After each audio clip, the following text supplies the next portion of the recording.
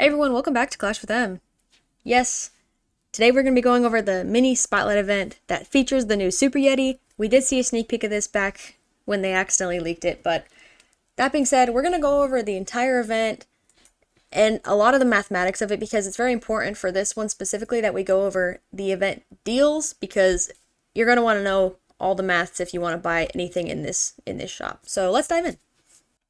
Right off the front, you're going to notice that instead of hero skins, you're going to see sceneries. This is a new thing for Clash. I don't think I've seen an event where they feature the Clash sceneries, but I do like the idea because there's a lot of people that love the sceneries, but don't necessarily get the chance to buy them or haven't got the chance to buy them in the past. This is a good way to catch up, so yeah. Along with the sceneries, we do have the Sacred Gate, which is pretty cool.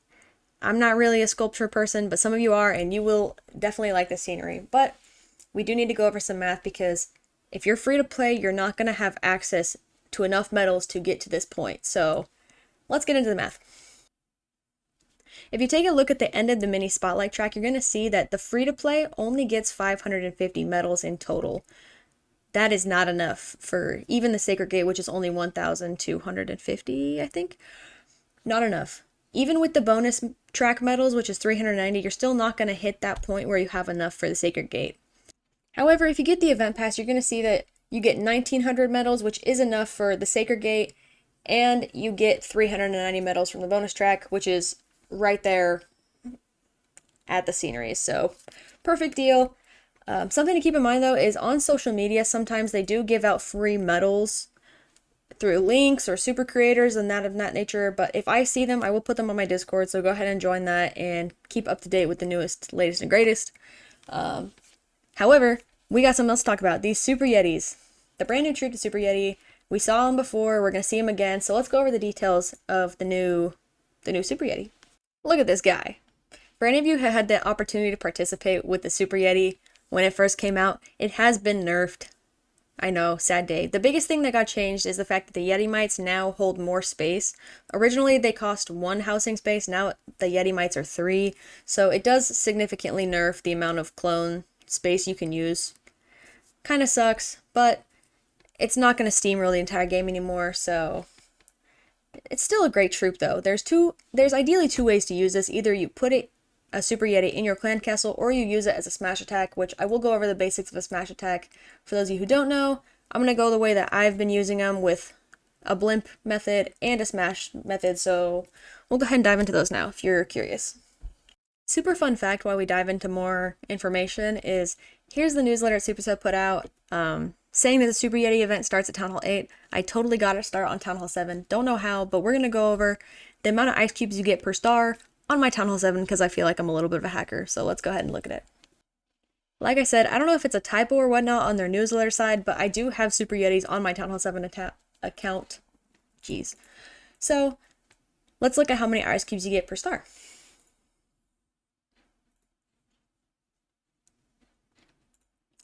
This is going to be a pretty quick attack, so just pay attention to the bottom right where the stars show your ice cubes.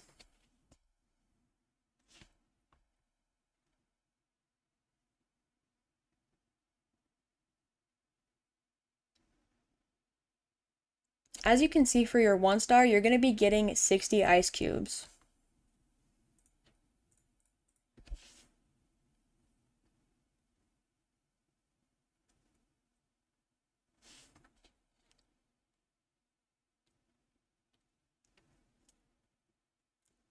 That 2nd star is going to bump you all the way up to 130.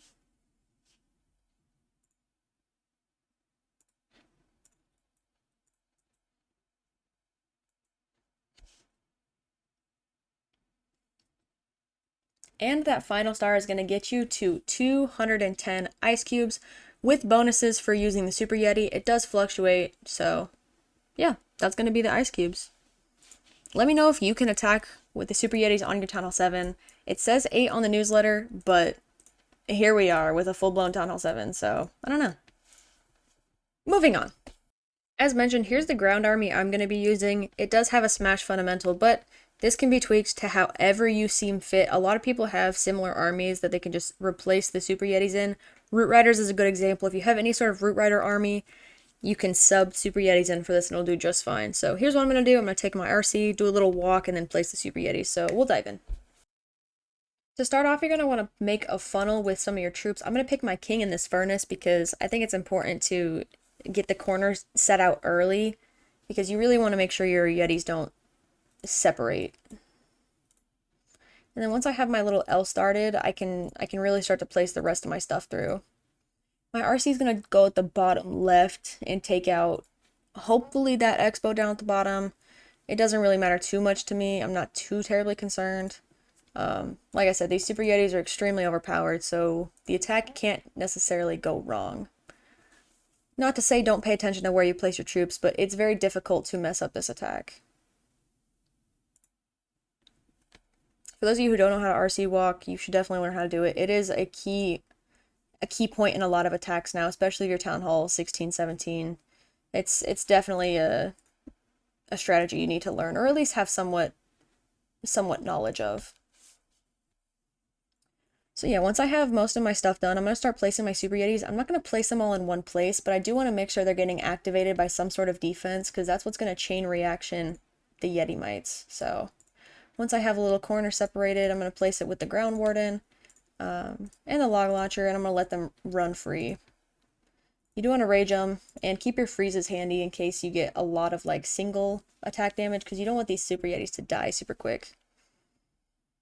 Once they break through some walls, I'm going to be mindful of my Warden ability because I want to keep them alive as long as possible. And then you're going to want to freeze probably any heavy single you have, like the Monolith is a good one to freeze, and any single Infernals are good to freeze as well because you don't want them to die super quick. And you save your cleanup troops for whatever needs be.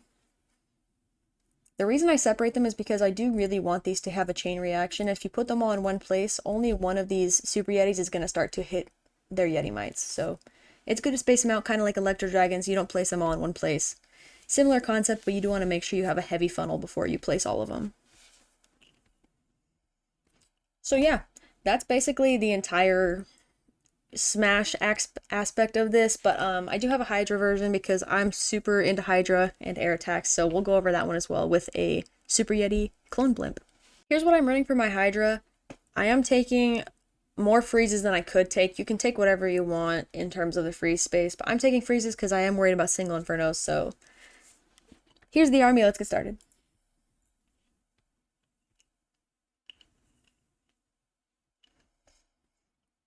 If you aren't familiar with a Hydra attack, you're going to want to focus heavily on your queen and her ability to take out as many air defenses and air sweepers as you can. So we're going to give it a go to try to take out 1, 2, 3 in a line. So we're going to try to hit that camp. Missed all of them, but we'll still give it a go.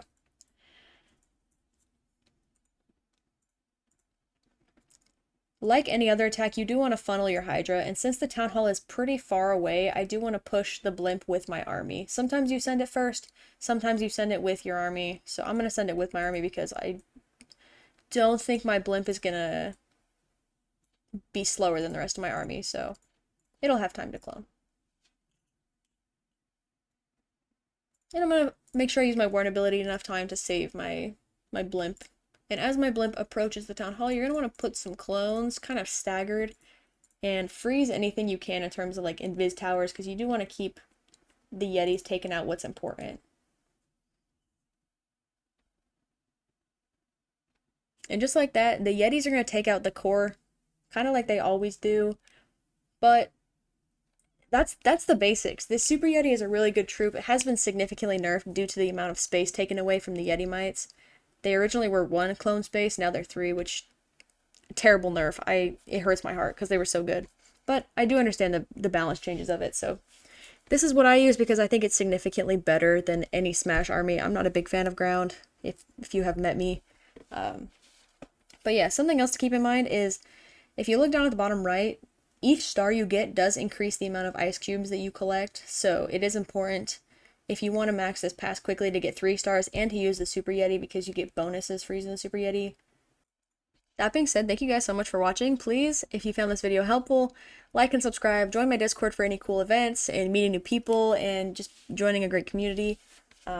comment down below if you want to see me put a video out on anything else, and I will be doing some more Super Yeti attacks later on, so if you have one you want me to cover, put it in the comments and I'll give it a go. I do want to incorporate more attacks into the Super Yeti series, so thank you guys again, and I'll see you next time. Bye!